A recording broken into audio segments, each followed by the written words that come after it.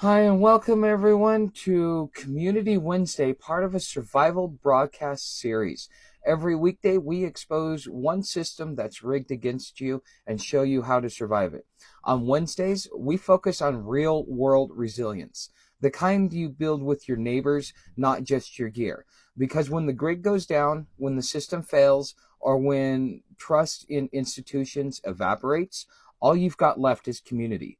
Whether it's the people on your land, your digital tribe, or folks down the road, this show is about rebuilding the human network that can outlast the machine. So I want to give a special thanks to our Community Wednesday sponsor, openairproperties.net. If you're looking to build your homestead or join an off-grid community in the high desert of Arizona, or you can also, she's got properties in Arkansas and Colorado. These are folks, I'm here in Arizona, and these are folks that help me get started. So if you use the promo code Friar Tuck to get, you'll get $50 off of your land deposit, and tell them the broadcast Friar Tuck sent you. And just a personal story, just so you guys know, not only is Stephanie a sponsor, but I bought my land from Stephanie. That was part of the reason why I chose to ask her to become a sponsor, is because she is.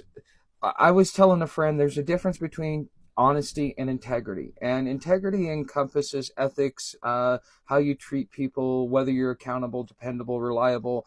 That is true integrity. And that's the one thing that I like about Stephanie, is that and I think that's what I respect most about her, is that uh, she has impeccable integrity. You will get a fair deal with her, and she will always be upright and honest with you. So again, if you are looking for land, go over to openairproperties.net, and when you send her a contact form, use the promo code FriarTuck to get $50 off of your deposit. So let's get into it. Let's talk about something that's been quietly dismantled while you were distracted with inflation, politics, and the latest trending outrage. So, not just community is not just your neighborhood. It's not just a group chat. I mean, real community, the kind that shows up when your truck breaks down, the kind that remembers your name at the feed store, the kind that watches your back when the system doesn't. Okay. Oh, okay. Sorry. I think I'm live. So I was looking at my thing, and it was saying that okay. Sorry, I'm checking to see my live feed. It says that I'm live. Um okay, live now. Okay. Maybe it's just maybe something else is going on. I'm not 100% sure. If you can hear this broadcast, please let me know. Um huh. Okay, sorry about this, guys. If you guys are listening to this ex post facto, this will also be up on the blog. So we didn't lose it overnight. It was engineered out of us. So suburbs replaced town squares, screens replaced face-to-face independence, got twisted into isolation, and now most people don't even know your neighbors, much less uh, trust them. You want to know why this country feels like it's crumbling? It's not just corruption. It's not just inflation. It's because we've been atomized.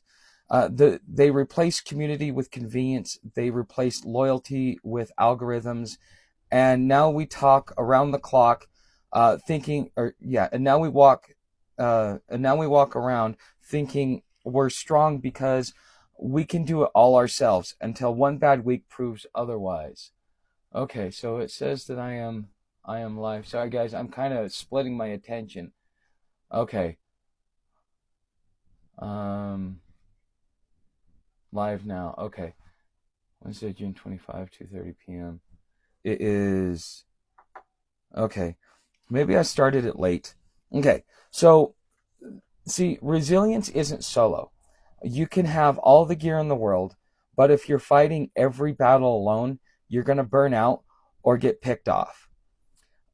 Community is your multiplier. It is your backup generator when you're down. It is your early warning system. It's your human firewall against tyranny, collapse, or just plain loneliness. But here's the kicker. No one is coming to build it for you. You have to choose it on your own. You have to build it on your own. And sometimes you're going to have to build it from scratch. And today, we're going to break down exactly how to do that, whether you're starting with, oh, hi, Clyde. Nice to see you, buddy. We're anyways. So, and today we're going to break down exactly how to do that, whether you're starting with zero, stuck in the city, or trying to revive something that's already fading. Because survival isn't a solo sport. And if you want to outlast the machine, you're going to have to relearn how to be human. So let's get to work. So what is community really? Why can you not survive without it? Community is not a luxury. It's a survival system. The system you're up against is AI surveillance, economic collapse, digital censorship, and it's designed to isolate you. Your best defense isn't gear, it's people. It's having opposing points of view. But if you don't know what community really is, you won't know how to build it when it matters. So today, what this broadcast will do is we're going to define community, not just a neighborhood or group chat. Explain why it matters psychologically, economically, politically. Show you hybrid models such as offline, online, nomadic, intentional, and decentralized models. We're also going to help you audit your own community and see who's really got your back and who doesn't. And we're also going to give you a blueprint, how to build community even when you feel alone. So what is community? It's not just proximity, meaning shared values or mutual obligation. It is a group that can make decisions, defend itself, and take care of its own. It exists on multiple layers. It exists within family, friends, location, online affinity groups, parallel economies, skill circles, and spiritual circles. If it can't survive a crisis, it's not a real community. So why would you need one, especially now more than ever?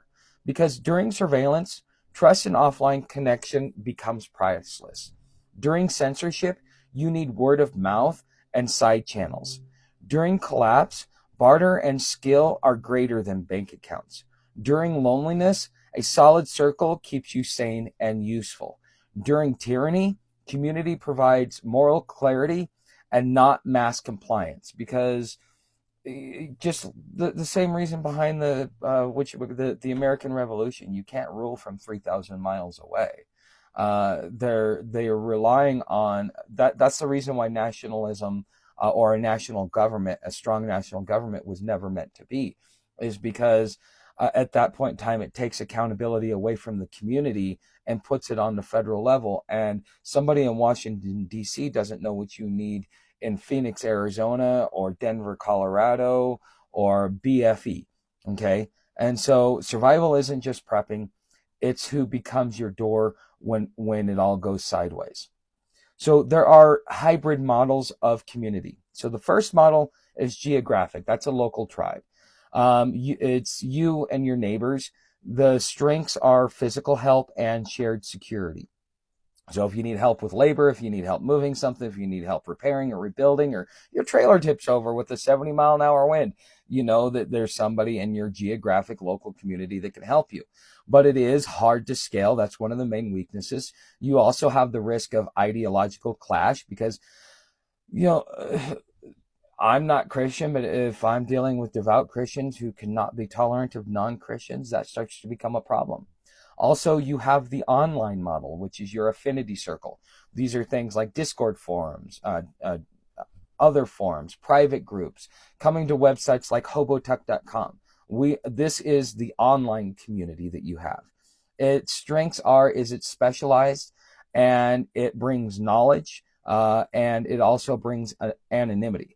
But the big weakness is that there's no physical aid, so nobody can come to your rescue. It's not like I can go to Michigan or Missouri or New Jersey or Florida or Georgia or even Washington state like Seattle. I can't get there, but I can offer you other assistance that may help, such as, contacts and other stuff. But it becomes much harder to get physical aid. And you also risk surveillance because everything done digitally is being surveyed unless you know how to get into paid or private forums, like coming on over to Patreon, or once I get enough money together to be able to pay for the subscription I need to be able to move memberships over to my website, those will be places where you have complete privacy, where you can say what you need to say, and you don't have to worry about it getting leaked or used against you or anything else like that. It is a place of privacy and tolerance. You also have a nomadic or mobile community. Me being a traveler like I was, there was always somebody within the community that was also a traveler, and you would make nice with them. They would tell you the lay of the land. They would tell you where the next best spot to go, stuff like that. These are people like van lifers, seasonal laborers, expats, nomads like me, because movement equals freedom. They can't track you every step of the way, especially when you're walking in a forest. And you're able to be more adaptable to the situation, because that's part of the nomadic lifestyle. But its biggest weakness is that you have no roots. So like me coming off the road, I have to reestablish my community. I have no roots. I have people that I talk to that that are within the traveler community, such as train hoppers, bikers, people that just hitchhike, people that rubber tramp it. There's all kinds of different nomads, and you run across them periodically when you're in different cities, and they kind of tell you what's going on around the world. It's kind of like when I was hiking, I had the same issue. When I was hiking, I would run across a hiker that was going the opposite direction of me. I would ask him what the terrain was behind him, and I would tell him what the terrain was behind me, anything that he needed to be worried about, because this is how you pass messages, and this cannot be surveyed. Okay, but it also requires long-term planning, and it's not something you can set up overnight. Not unless you're part of that community and you know how to navigate within that community. But most people that are nomadic usually have a group of people and a general route that they go. And so they develop community in those communities that they're in. You also have skill-based guilds or communities like the Plumbers Union or things like that. Plumbers, medics, builders, bartering. The biggest strength it has is real value exchange and mutual need, because a plumber might need a pipe fitter, or he might need, as he's building something, he might need an electrician. And so therefore they can trade skills amongst each other, and it becomes quid pro quo, or mutually beneficial. But it does require coordination. That's one of the big downfalls of it. And it also requires structure. I mean, you can't just go do electrical work on a blank slate of land. So you also have faith or spiritual circles. These are prayer groups, men's groups, rights groups. Even if you're pagan, you have your own group that you can do. Okay. You also they're good for emotional anchoring and moral clarity, because sometimes when the grid goes down, when the world falls apart, one of the hardest things for you to do is to maintain your moral clarity, because there are things that make you walk up to that gray line. And now, even if you're a black and white person, you have to start accepting those gray lines. And you know what? Once you start accepting those gray lines, you start accepting and being more open and tolerant towards people and the things that they've got going on with them, because you're dealing with the same thing. But you also risk the culty behavior or dogma as well. All right, so you also have parallel economies. So, for example, here in my community, we trade amongst each other. I go do some work, I get some materials I need. I go do this, I get that. There's an underground economy that is parallel to going into the Family Dollar or the grocery store or something like that.